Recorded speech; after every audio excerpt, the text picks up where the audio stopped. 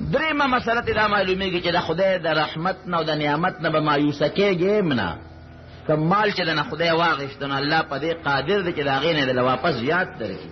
آتیناه اهله ومثلهم معهم، چې څومره بال بچو هغه م ورکړه، چې څومره ښځې وې هغه م او د هغې دوچن ول الله تعالی ورکړل. او بل رحمت نعمت اغشتل هم د خدای کار دی، واپس ورکول هم د الله اختیار. نه سړی په دې قادر دی چې ځان له مال را جمع کړي تر څو چې خدای پاک امداد نه کړي، نه د خدای مقابله کې څوک ودرېدي چې خدای پاک د انسان نه نعمت اخلي، نو څوک په لار کې رکاوټ نشي جوړېدی چې الله ته ووایي چې دا به نه اخلي. ورکول او اغشتل دواړه د خدای په اختیار دي، موږ له پکې هېڅ دخل نشته. او بعضې وخت کې وذکر للذاکرین، نو مفسرین لیکي چې بعضې وخت کې په انسان باندې مصیبت او تکلیف راشي دا د نصیحت لپاره. ګرانو محترمو اوریدونکو، د شیخ الحدیث مولانا محمد ادریس صاحب دا 68 نمبر کیسټ ډک شو چې په دې کې د حضرت ایوب علیه السلام واقعه تاسو واورېده. دا به تاسو ته پېښور ښار کې بیرون کچرې ګیټ اشرف روډ سره فقیر خان ناصر خان کیسټ هاوس کې د ناصر خان او حیدر خان سره ملاویږي. د دې نه علاوه د هر قسم دیني تقریرونو، نعتونو، تلاوتونو کیسټې به هم تاسو ته د دې دوکان نه ترلاسه کیدی شي. ټیلیفون نمبر دی 252912. عمر فاروق رضی الله عنه زمانه ده او حمله کوله په کسرا باندې د فارس په علاقه. حضرت سعد ابن ابي وقاص رضی الله عنه د فوج مشر مقرر کړی دی، کمانډر ان چیف، او لوی لښکر یې ورکړی دلار شو په کسرا باندې حمله وکړه. هغه زمانه کې مضبوط دوه حکومتونه، یو د ایران د فارس دا غټ حکومت او سلطنت، او یو د روم حکومت. دی خوا پکې مسلمانان را جمع شو، د عمر فاروق رضی الله عنه حکومت جوړ شو. لښکر یې ځان سره واغېستې ورغې په فارس باندې، چې ورغې د فارس نه دې خواته یو لوی دریاب بیږي، بحر فارس ورته وایي، لوی دریاب. حضرت سعد ابن ابي وقاص رضی الله عنه چې په هغې ورغې او په زرګونو لښکر دی، د حضرت عمر فاروق لښکر دی.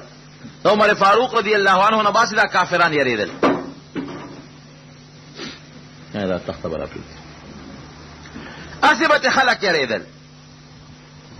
نو د ایران هغه بادشاه ته د فارس ته پته ولګېده چې د عمر لښکر دی، نو هغه خپل مشران د سلطنت راغونډ کړل او هغوی ته یې وایي چې داسې پروګرام دی چې د عمر د لښکر سره ګورې مقابله ګرانه ده.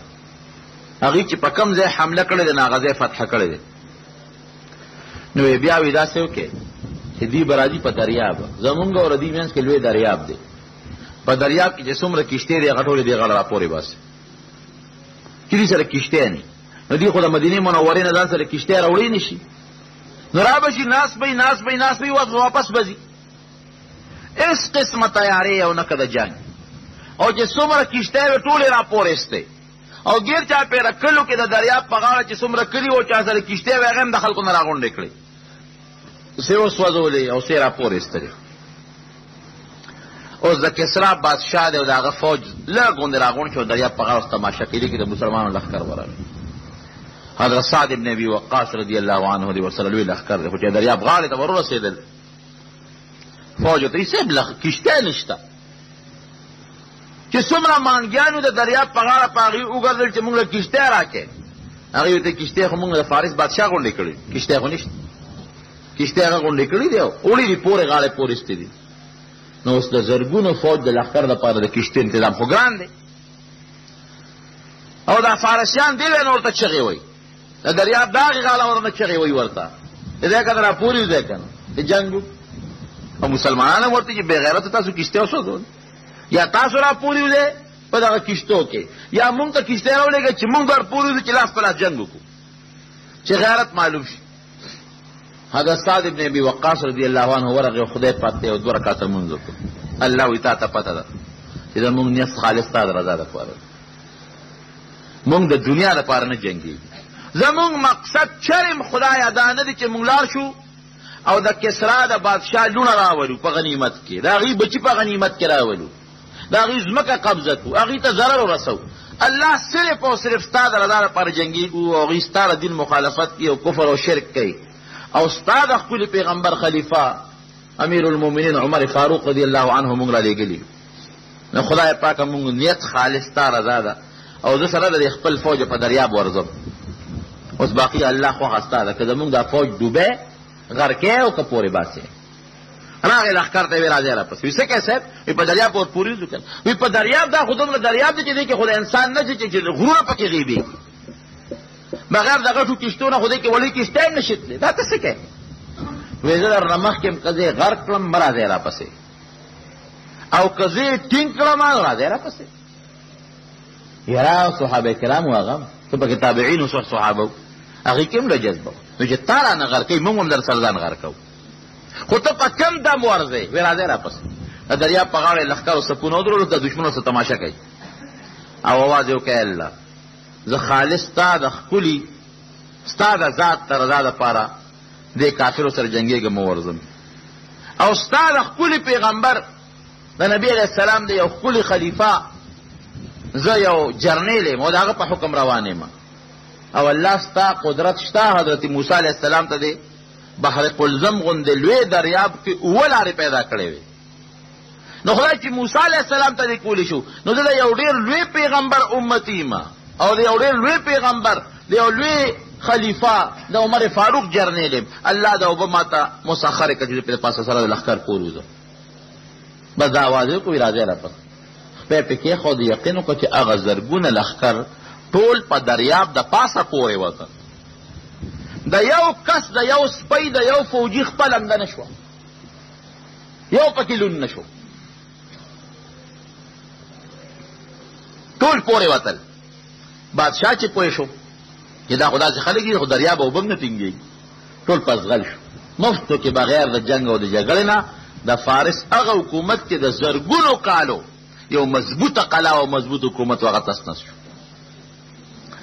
نو خبره مې دې پورې کوله ورونو چې هر ځای کې نیت چې کوئ او کم کار چې کوئ هغه د الله د رضا لپاره کوئ. نیت خالص د خدای لپاره مقرر کړي. زمونږ نیت خراب دی عامو خلکو. مونږ که یو د دین کار هم کوو که نه نو کم خلک ډېر ښه خلک هم پکې شته، کم خلک به داسې چې هغې نیت په دی چې الله راضي شي. مونږ به لار جوړو، ښه مزېداره به یې جوړو، لاره به جوړه کړو، چاري سسکوره به راوالو. لیکن که دا نیت هم وکړو چې الله خوشحاله شي، مسلمان ته اسانتیا راشي، ډېر لوی اجر او ثواب دی پکې. لیکن دا نیت د ډېرو کمو خلکو. لښتې به جوړو، پوله به جوړو، لار به سمو، لیکن نیت به هم د الله دپاره نه، نیت به هم خراب وي. که نیت جومات ته استاد له به هم ډوډۍ وړی، ملا له به هم ډوډۍ وړی، که نیت دې پاک وي او نیت دې روغ وي چېرې دا خو د دین طالب دی او علم پسې راوتی دی، قرآن او حدیث پکې راوتی دی، قسم دې ډېر لوی اجر او ډېر لوی ثواب. نیت هم سي، ډوډۍ به هم ورکوو. یاره خو طالبان دي مونږ هم ترې نه خلاصېږو، نه ډوډۍ دې ورکړه عرض دې په اوبو لو. مولانا اشرف علي تانوي رحمت الله علیه واقعه نقل کړې ده. یو جومات کې یو مؤذن اوسېده وی په انډیا کې. یو ماشوم ولا کیر راوړه په پلیټ کې، یو رکیبه په کې کیر راوړه، او دا مؤذن ناست نو کیرې کې روان دي، مو ته خوشحاله شو الحمدلله. هلکه څه چل دی خادي وه او که څه خوشحالي وه چې کیر دې راله راوړه. ماشوم ته اوس وایي تاسو خو چاته ما له کیر نه دی راوړه، څه خادي جوړه ده، څه ماشوم شوی دی، که څه خوشحالي ده. ماشوم ته نه پیدا مور کیر پخ کړی خو سپي جوټه که سپي جوټه که نو دی راته پلیټ کې واچو چې دا استاد دی. اوس دا غلم غوسه ورله چې خدای دې بې خوبه چې سپي جوټه که او تاسو یې نه خورئ نو ماله دې راوړه. لکه زمونږ خلک چې دا خیرات ورکوي که طالبانو چې کومه ډوډۍ ورکوي ډېر ښه خلک هم پکې شته، خو بعضې پکې تکه توره ډوډۍ ورکوي. یا خیرات باندې چې کوم شی ورکو هغه شی ورکو چې هغه زمونږ نه فالتو وي.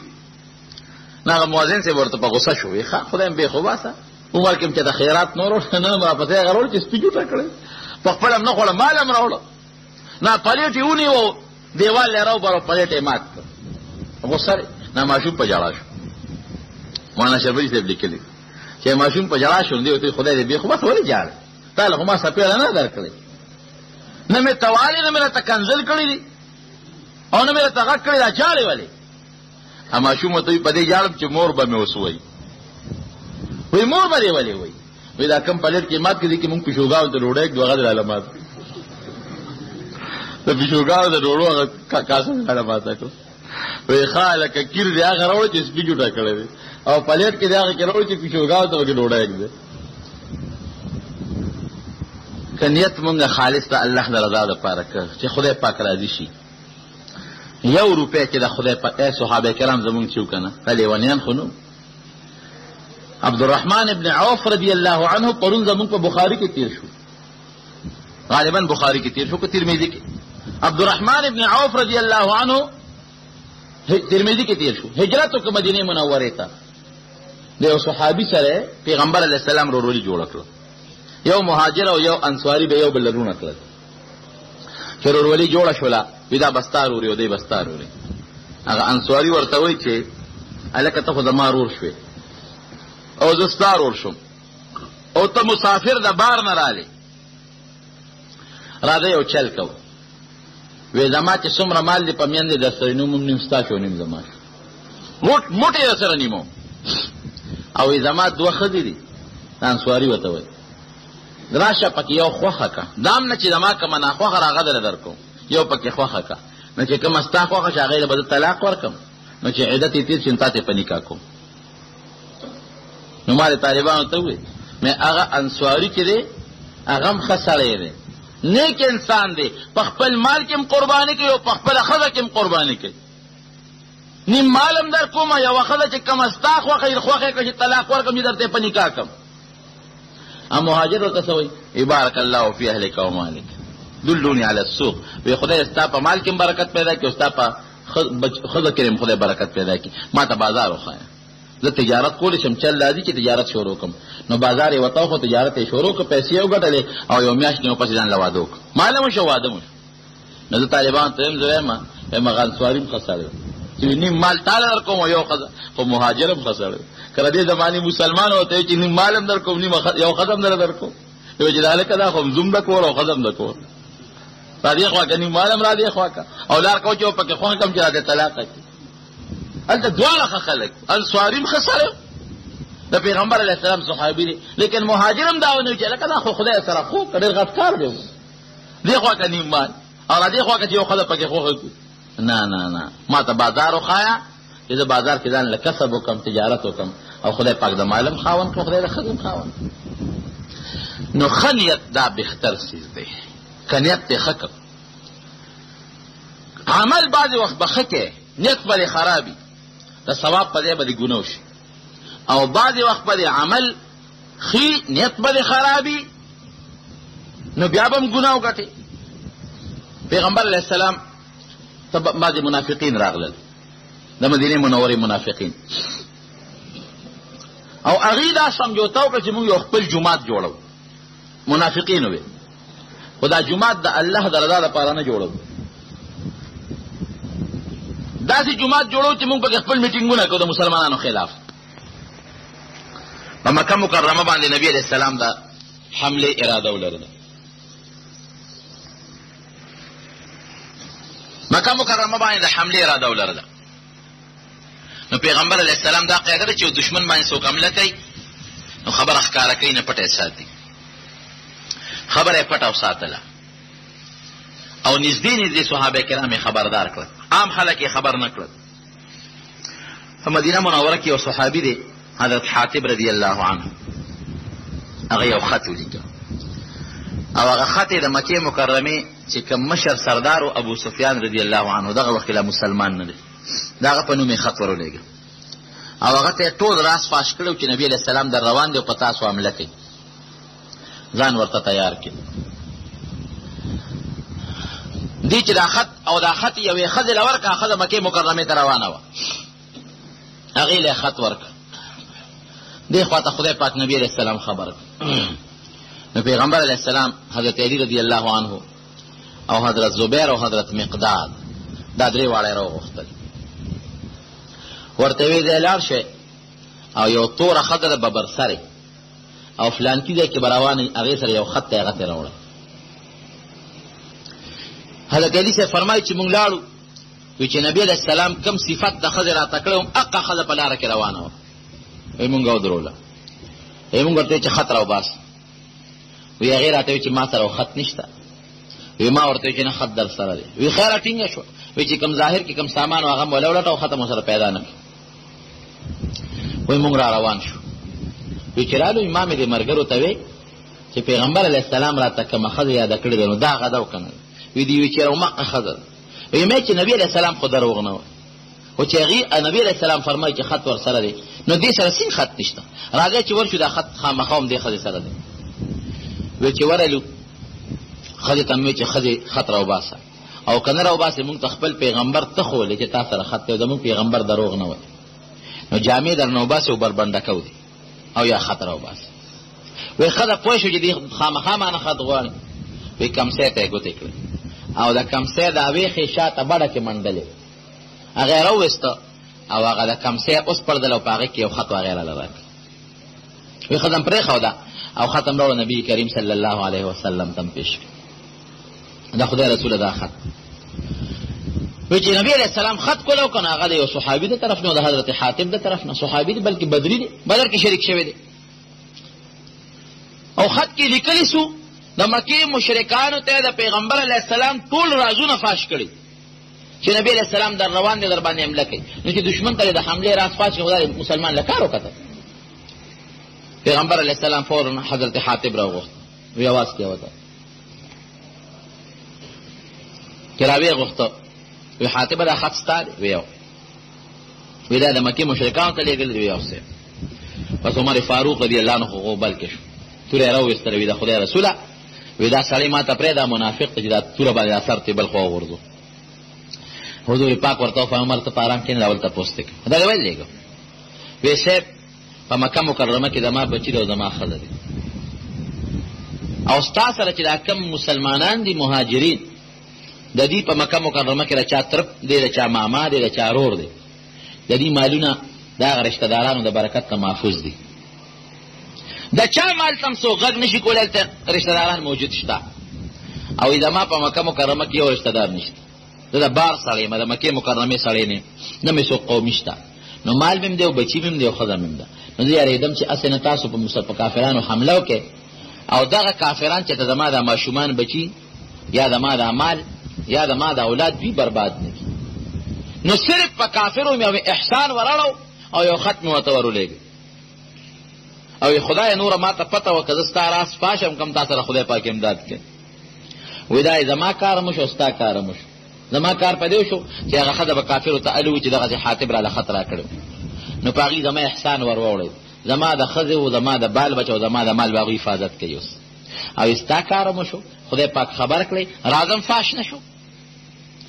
حضرت عمر فاروق رضی الله عنه بیا پاسېږي، خدای رسول سړی دروغ و. وی زما دې تورې ته یې پرې چې دا سر ته بل طرف ته وغورځي، دا مسلمان نه دی، منافق دی. د دواړو جهانو سردار مبارک فرمایي ای عمر، وی ته نه خبر چې دې بدر کې شریک شوی دی؟ دا بدري دی، د بدر غزا کې شرکت کړی دی او الله پاک د بدر د مجاهدینو متعلق اعلان کړی دی. لعل الله اطلع الى اهل بدر وقال اعملوا ما شئتم قد غفرت لكم. د بدر د مجاهدینو متعلق الله د اعلان کړی چې د بدر مجاهدینو چې سم خوښی کوي ما بخلې د اعلان دی. نو چې دې څه کوي خدای بخلې چې هر کله خدای وبخلو زمونږ څه کار چې مونږ ته سر و. بیا حضرت عمر فاروق په دغه خبره په ژړا شو، بس خدای خبردار دی. نو ګوره کار یې څومره خراب و، د پیغمبر علیه السلام راز یې فاش کو په ظاهر کې، لیکن نیت یې خراب نو، خو پیغمبر علیه السلام ورته اړو سزا ورنه کړه، بلکې عمر فاروق یې ورټه. اصلي څیز ګورې رونو د نیت دی، بس نیت ښه که.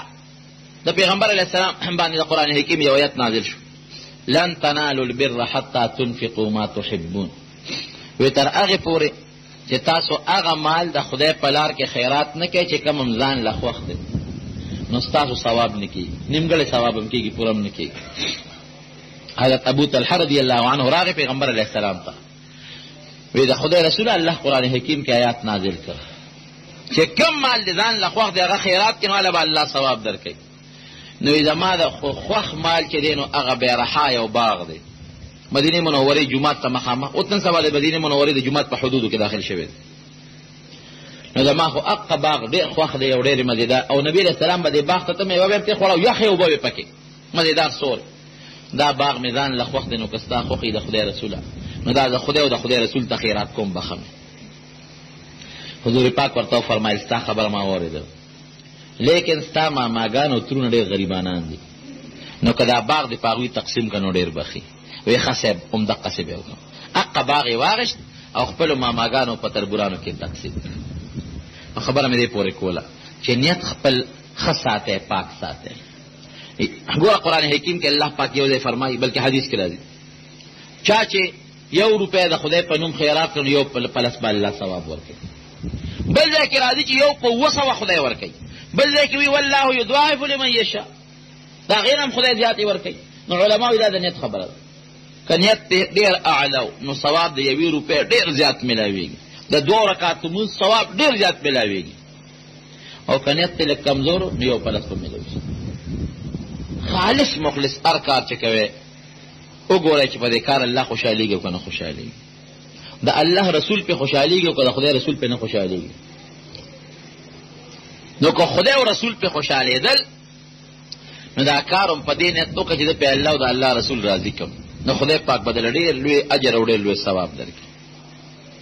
او که ته وایې چې زه خو یې د خدای او د رسول د خوشحالۍ دپاره کوم، ګوره اوس دې کې ستا بله فایده مو شوه، ګناه به هم نه کوې اوس، ځکه په ګناه خدای او رسول خوشحالېږي نه. هر کار چې کوې چې د پې خدای او رسول خوشحاله کړم نو ګناه نه هم بچ شوې. او چې نیت دې پکې دا وکړه چې د پې خدای او رسول خوشحاله کړم نو که د نیکۍ کار دی نو ثواب دې ډېر زیات کېږي. رب العالمین زمونږ په حال رحم وکړي، د آفاتو بلیاتو مصایب و مشکلاتو غمونو هم په امن کې وساتئ. د چا چې څومره حاجتونه دي